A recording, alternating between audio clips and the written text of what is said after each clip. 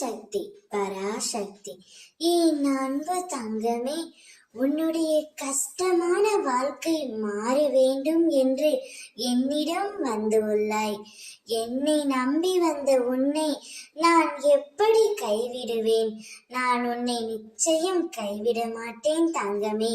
நீ நினைத்ததை நான் நடத்தி காட்டுவேன். கோபங்களை குறைத்தும் சந்தோஷங்களை அதிகரித்தும் காட்டும் முகங்களை தொலைக்காமல் நிரந்தரமாக தக்க வைத்துக் கொள். வாழ்வதெல்லாம் வாழ்க்கை அல்ல. அன்போடு பேசி பண்போடு பழகி நேர்மையுடன் நடந்து உண்மையுடன் உழைத்து வாழ்வதுதான் வாழ்க்கை. இப்பொழுது உன் துணையை பிரிந்து விட்டாயே என்று நீ கவலை கொள்ளாதே. நான் சொல்கின்றேன், நிச்சயம் உன்னுடைய துணை உன்னை தேடி நாடி வருவார்.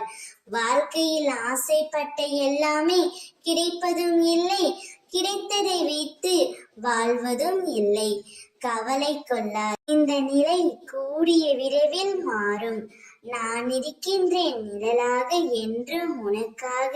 நீ செல்லும் இடமெல்லாம் உனது துன்பங்கள் அனைத்தும் முடிந்துவிட்டது. இன்பமயமான வாழ்க்கை ஆரம்பமாகி விட்டது.